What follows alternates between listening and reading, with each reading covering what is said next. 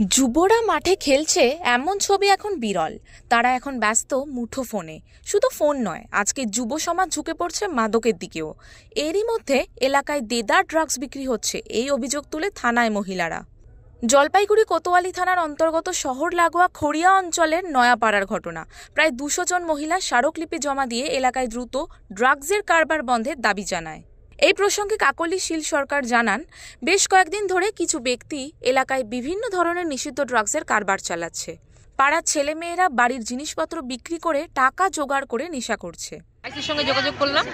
আইসি বললেন যে আমরা অবশ্যই স্টেপ নেব। সাথে সাথে উনি হোয়াটসঅ্যাপে নিয়ে ওনার যে অফিসারদের দেওয়ার জন্য কথা, সেটা উনি পাঠিয়ে দিলেন। স্টেপ নেওয়া শুরু হয়ে গেছে। ওনার কাছে আমরা 7 দিন টাইম দিয়েছিলাম। আমরা বলেছি যে 7 দিনের মধ্যে যদি না হয় তাহলে পরে কিন্তু আমরা বৃহত্তর আন্দোলনে যাব। তখন উনি বলছেন ঠিক আছে, আমি এখনই আমি আপনার সামনে দেখুন, আপনি স্টেপ নিচ্ছি, আমি আমার লোক পাঠিয়ে দিচ্ছি, আশা করি এটা সফল হবেন। আর যদি পরবর্তীতে উনি থাকবেন না, বললেন আমি ট্রান্সফার হয়ে যাচ্ছি, পরবর্তীতে যে অফিসার আসবেন তার ওনার নাম্বার আমাদেরকে দিয়ে দিলেন, ওনার সঙ্গে যোগাযোগ করতে বললেন। আমরা আশা করছি ওনার কথাতে যেটুকু আশ্বস্ত হলাম, তাতে বুঝতে পারলাম যে উনি আমাদের কাজটা করা আজকের থেকেই শুরু করে দিলেন। আগামীতে আমরা দেখি কতদূর কি হয়। কারণটা কি হয়েছে বলুন তো? কারণটা হচ্ছে আমাদের নয়াপাড়া যে এলাকাটা, সেই এলাকাটায় প্রচণ্ডভাবে ড্রাগ বিক্রি হচ্ছে।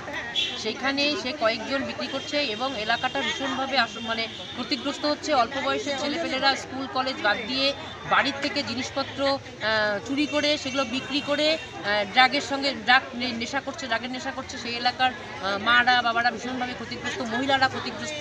সেই জন্য আমরা মহিলা সমিতিগতভাবে আজকে আমরা আইসিকে ডেপুটেশনটা দিই। পুলিশকে 7 দিনের মধ্যে এই সমাজবিরোধী কাজের সঙ্গে যারা যুক্ত তাদের গ্রেফতারের দাবি জানিয়েছেন মহিলারা। অন্যথায় আগামীতে বৃহত্তর আন্দোলনের হুঁশিয়ারি দেওয়া হয়েছে। দ্রুত ব্যবস্থা গ্রহণের আশ্বাস দিয়েছে পুলিশ বলে জানা গেছে।